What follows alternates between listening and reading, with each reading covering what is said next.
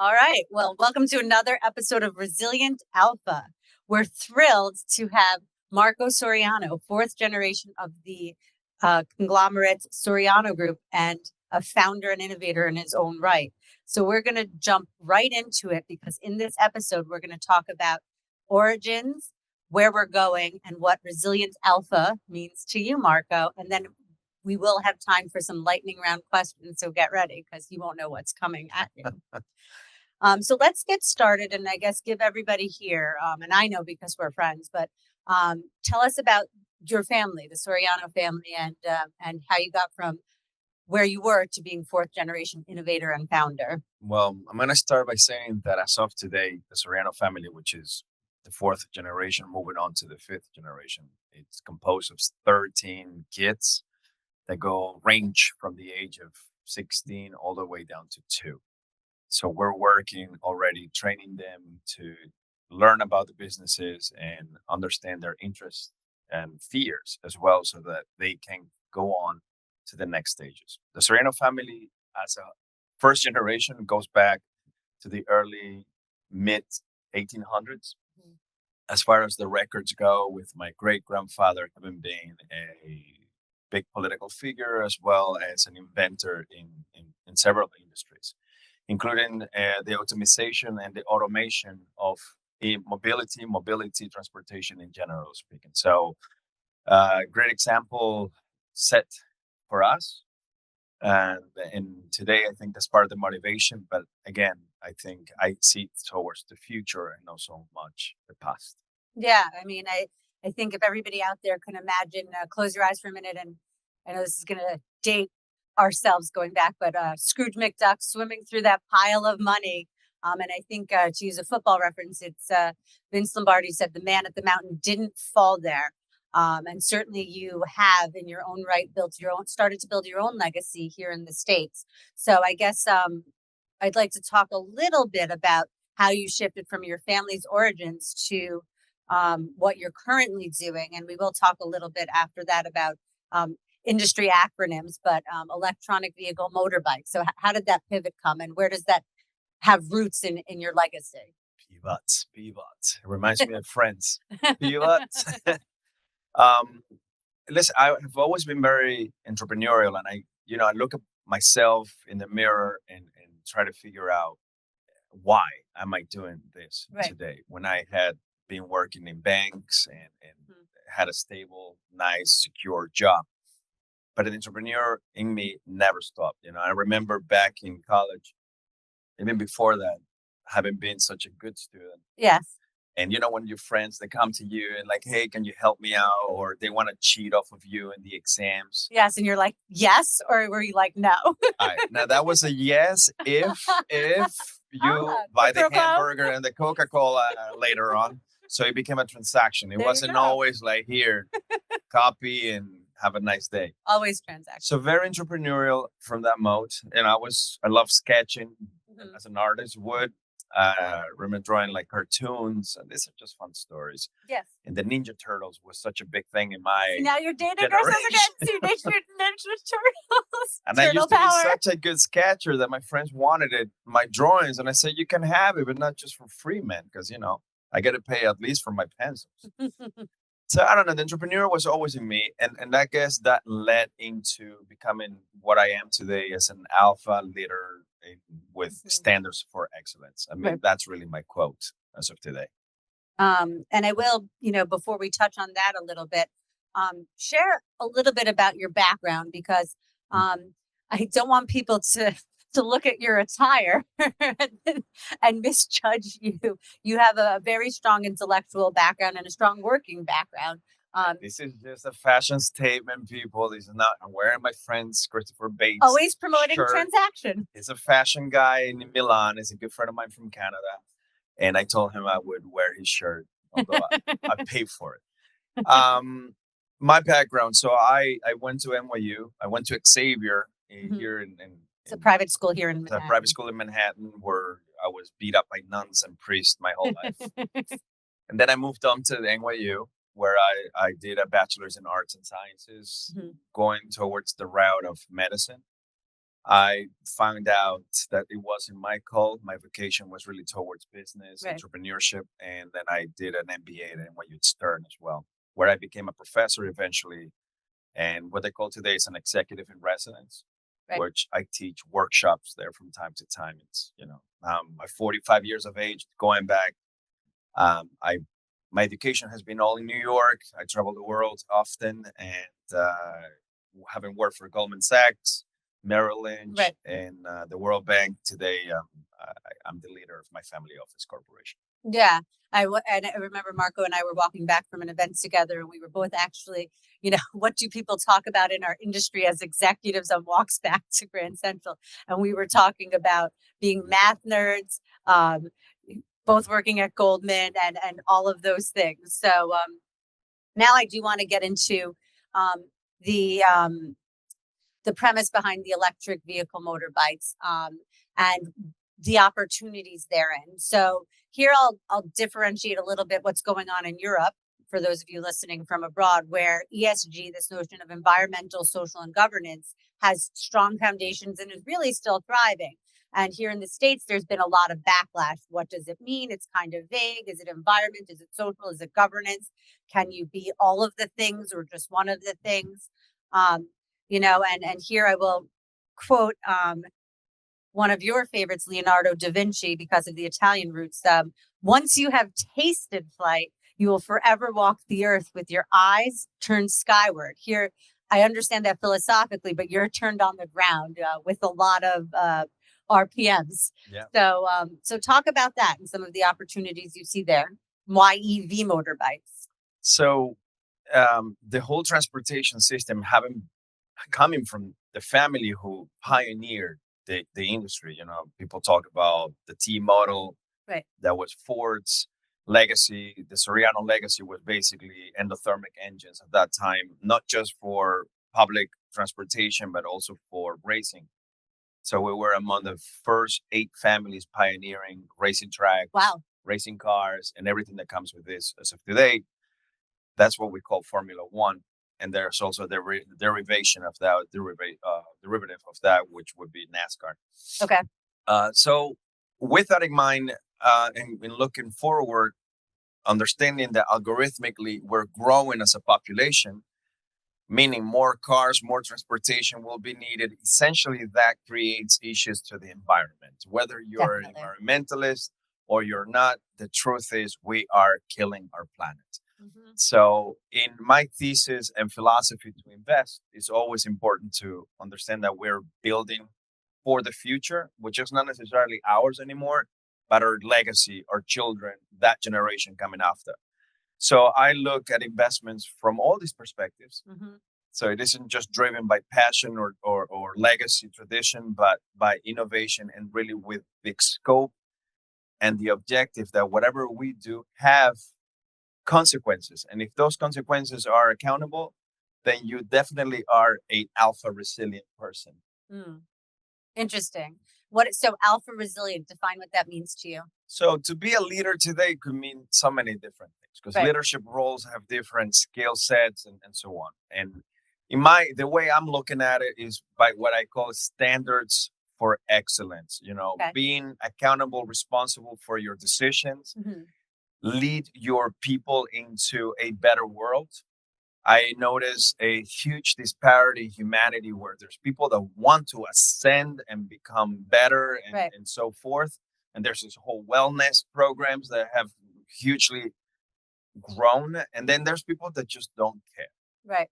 And I think that gap that you see is creating these two community disparities that it's a perfect example of why we still have the issues that we have today, considering that technology has given us all the information that we need. We're still fighting. We still have wars. We still have political figures out there representing us in the wrong ways. And what's the rule of thumb? Don't talk politics. Don't talk religion. Don't talk race. Don't talk color, which that should not be a problem. Right. Right. We kind of can address all of those things in a nice way. I mean, I'll throw out some statistics there for everybody who's listening, because I think you're spot on to something with intergenerational transfer and wellness and this need that's out there. It's $124 trillion is changing hands between now and 2048 from, older generations to younger, and the demographics are shifting as well. So 56 trillion is going to younger cohorts, Gen X and millennials, and the investing trends are not even trends; it's paradigm shifts that we're focusing on. These are changes that are going to remain. Is not the generation before where it was very spot on. Here's your stocks, here's your bonds, ring a bell when you sell a penny stock. It's very impact focused. It's very thoughtful. And like you said, it's focused on legacy. So I think, what you're doing is a way to really merge innovation with impact, with kind of this notion that next generation, third generation, fourth generation, the moniker boys with their toys, but it really is a way to invest in luxury in a way that actually helps the world. So that's really interesting. I will depart from the script a little bit, and I know there are certain things that are supposed to be taboo that we're not supposed to talk about, but we both have kiddos. So we're talking about legacy. I'm really interested because I think about, my two daughters and how much the legacy and my focus on wellness and legacy investments, and even being here today on Marty's great Resilient Alpha podcast is a reflection of what I want to do for the future. How do your children influence your legacy? They're my core system. They're my motivation. And again, when you're doing something, you're doing it for yourself. Right. Number one. If you're the one person that is talking out there, I'm doing this for my kids, that shouldn't be your motivation. Number one. That's your core system. How you motivate yourself is doing it for yourself, because otherwise you're not going to be able to be successful for yourself, and right. And so should anything happen the wrong way, then you're going to blame others rather than blaming yourself for not doing the job the right way. Yep. With the children, I think, and this has been a discussion with what we call emotional intelligence, being aware when you're making mistakes. For example, and I give you an example personally. Yeah. With my own wife, sometimes when I'm working too much, I tend to raise my voice, which I shouldn't, and that's a mistake that we all make at home sometimes. Right. But when you apologize after the fact, you shouldn't just apologize to your wife, you should apologize to the family.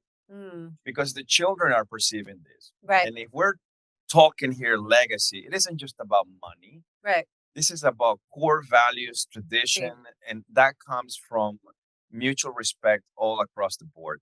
And that translates to your business, because the way you treat your family is the way you're going to treat your employees and anybody who's going to be part of that inner circle in your life as you move forward.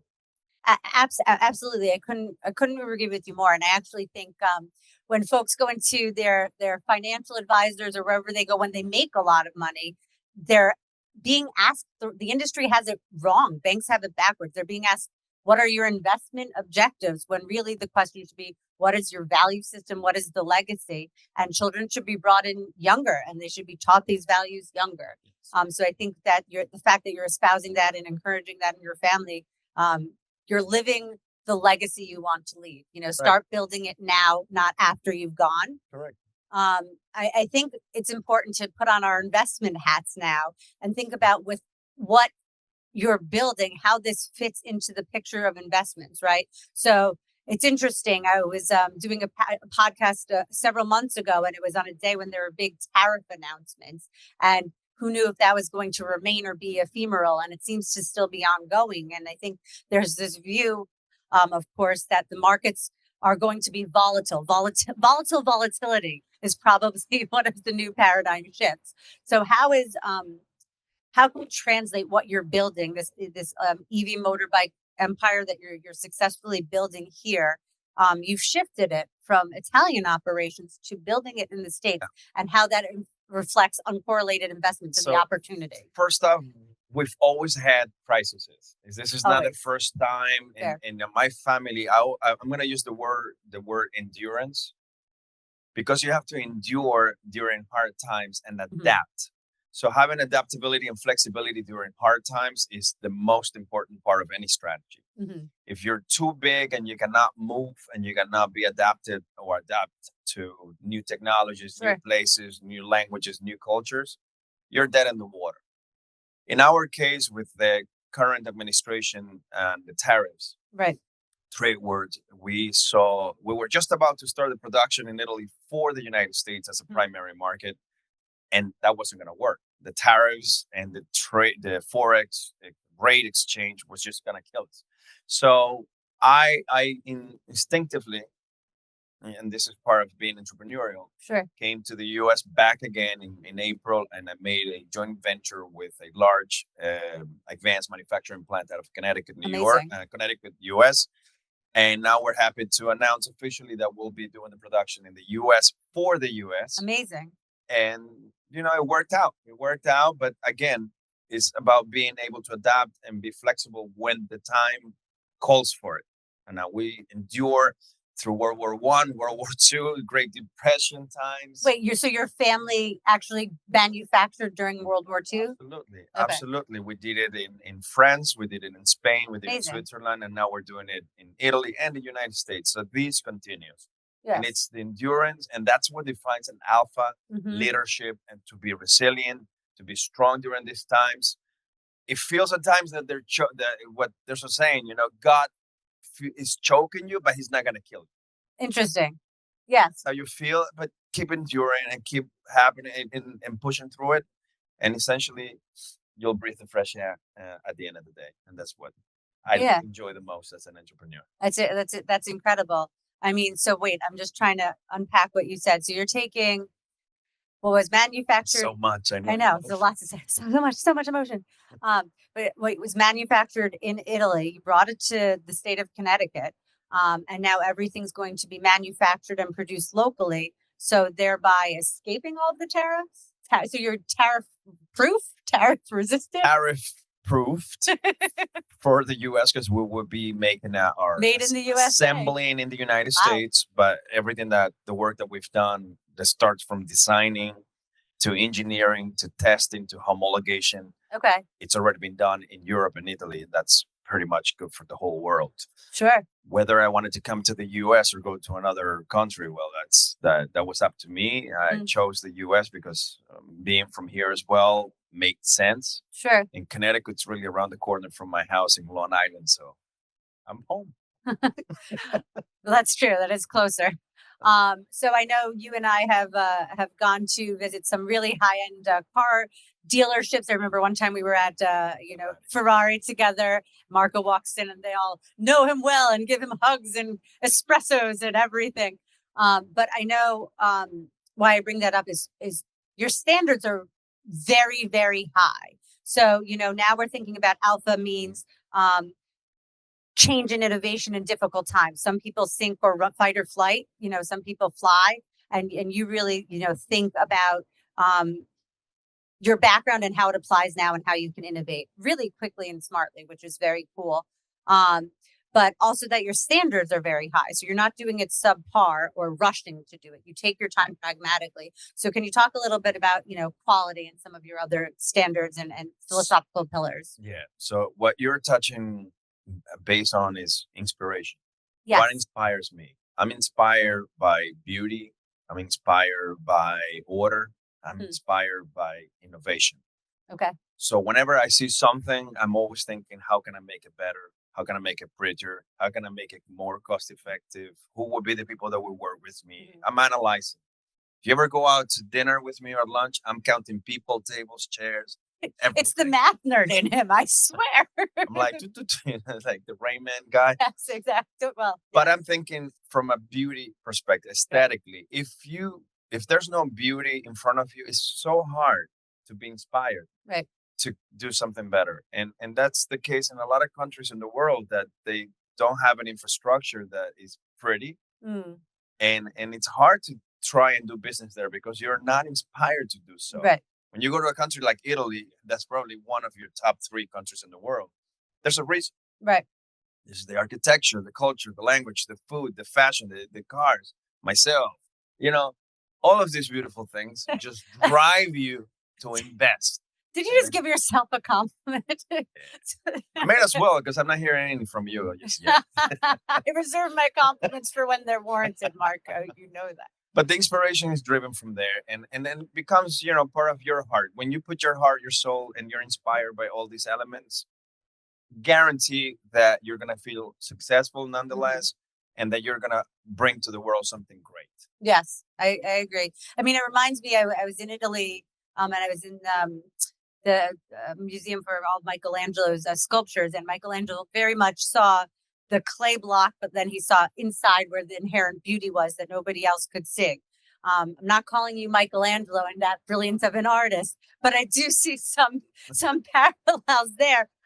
So I guess I got one compliment so far. That's good. I was a mezzo compliment.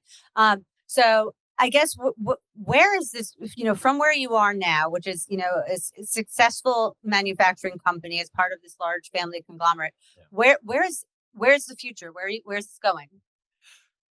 Well, listen, the future, the way I see it, and this is what my greatest creation, regardless of all the things that I have created so far, are always going to be my children. Yes. And I got 4 of them, and 4 of them that are completely different from each other.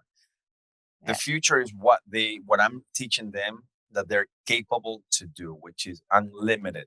You need to teach kids that they can do whatever they want, but that it takes hard work, dedication, education, respect for others. They are core values. And if you're not home, if you're not spending the time with them, if you're not giving them, if your life is just about work, forget it. There's no legacy. Don't even talk about it, because that's not going to happen in your life. The legacy starts from home, the way you raise these kids. Yep. And that's my future. Whatever comes to mind, I'll do it. Yeah. Right now, I'm building this lifestyle company where I am 5 years ago when I started this company. Yes.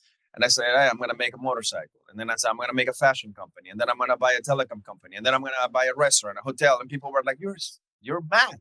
You're crazy. How are you going to handle this? Well, today is a reality. It is. It's all incredible. here.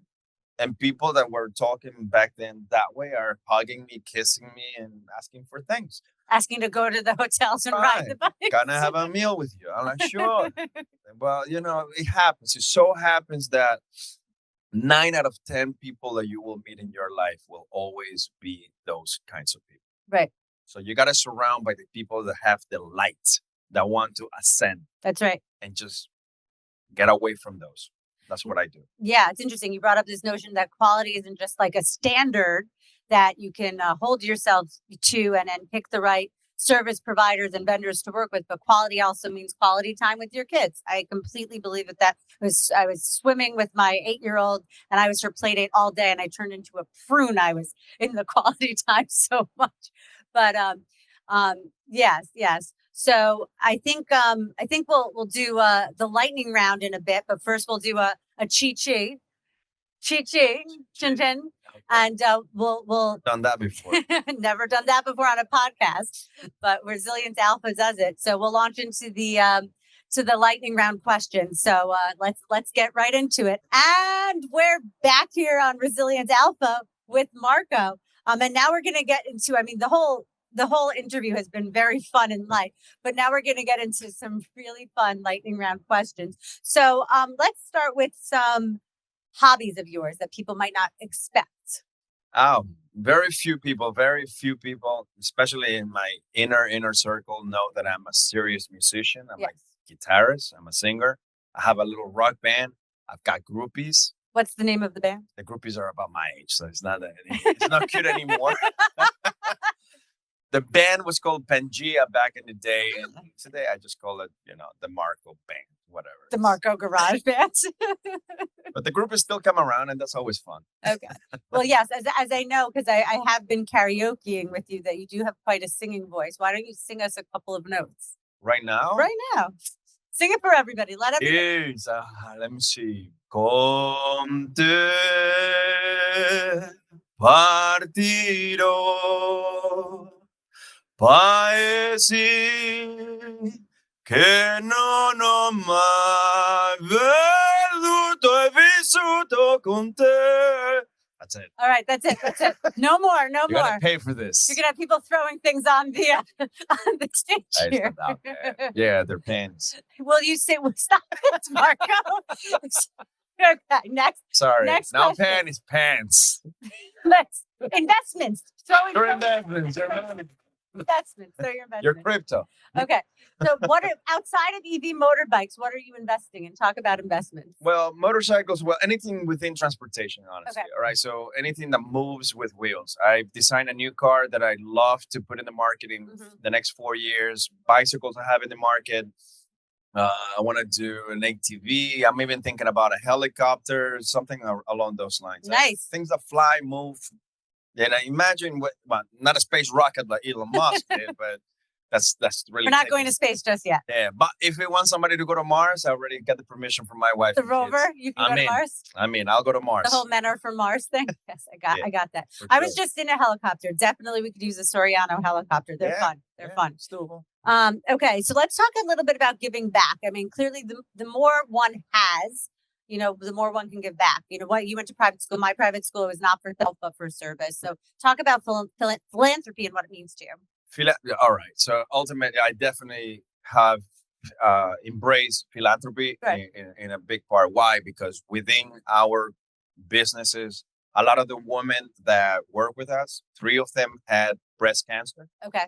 So I've organized polo events and different sports events where we raise capital for cancer research, specifically for women. So we work with the Komen Foundation, which is a well-known European foundation at this moment. And then the other foundation that we started working with was it's called Operation Smile. And it's basically to help children with cleft get a smile. So we help them obtain smiles. And that's definitely something that it's very rewarding to me personally.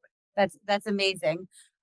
Philanthropy is incredibly important. So I think that's great to hear how you're involved. Let's talk to those in Silicon Valley that want to hear what your views are and how you're embracing AI and technology. Is it taking over everything, or how are you integrating? No, we're not going to become robots. Are we robots? No, we're not in Japan. Forget it. Silicon Valley people, it doesn't matter what machines you're using, how advanced they are. People will always need to man these things. And if you do not have what it really counts to have interaction with people, relationships, and know how to handle these relationships, it will never be successful. All right. AI can help a lot, and it is. Sure. But it doesn't mean that it's making you smarter. Just making you faster. And faster doesn't mean you're smarter. Smart comes with wisdom, and wisdom comes over time. So slow down a little bit and rethink what you're doing, because essentially, if you move too fast, you will never pay attention to the details of life. And that's the key to being human. And we are humans. So I think that was a Ferris Bueller quote, like, if you move too fast, you'll miss it, or something like that. I don't know. But I agree. I think I describe AI as ratatouille. I've heard it described that way, as the rats under the hat that helps steer the genius, right? It's not going to replace it, but it helps steer it. Okay, so let's see. Tell us, to wrap up here, tell us three of your favorites. So let's go favorite Italian director movie, favorite American director movie, favorite song. Okay. Italian, I like Tornatore. I'm working with Andrea Castaldi. Right now we're making a film. We're actually in the film. Amazing. Yeah, we invested in Sounds of Freedom with Jim Caviezel. Right. Which it's an awareness to human trafficking, children trafficking, very close to me. Met Jim, great guy. And the movie that we're making now is called Vitamin, which is a film where small towns in Europe that are being abandoned are in need of capital injections in order to globally attract tourism, and that helps them. American directors these days, it's an array of them. I like the guys who use the, Michael Bay and the explode things all the time. I wish I could do that, So I don't know. For Michael. Explode things. Yeah. Explode some stuff. James Cameron is another one that is pretty good. My favorite actors, and too bad that he's not with us anymore, Robin Williams.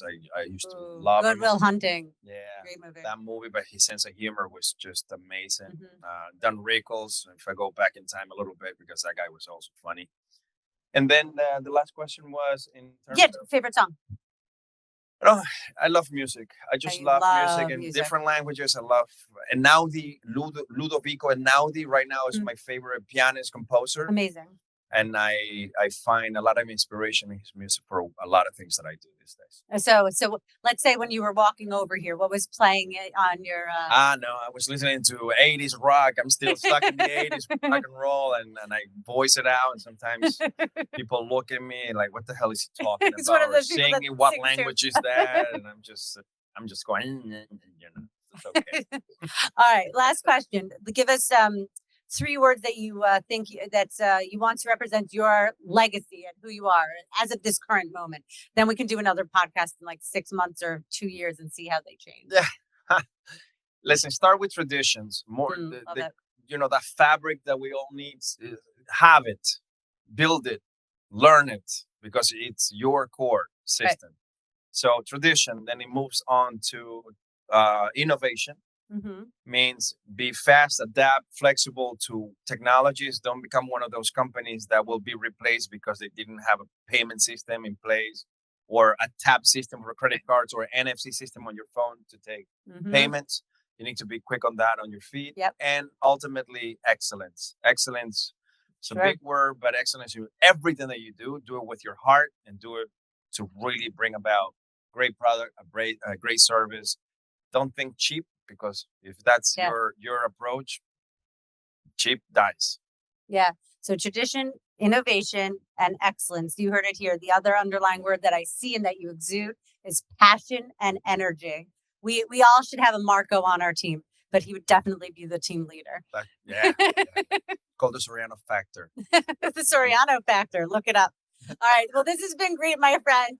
And we look forward to being back here on Resilience Alpha. Tune into the next episode, and always come to Marty's great IV Fawn conferences, where we both speak. So come see us there too. All right. Until next time, everybody. Take care. Have a good night. Thank you, everyone. Bye. Bye.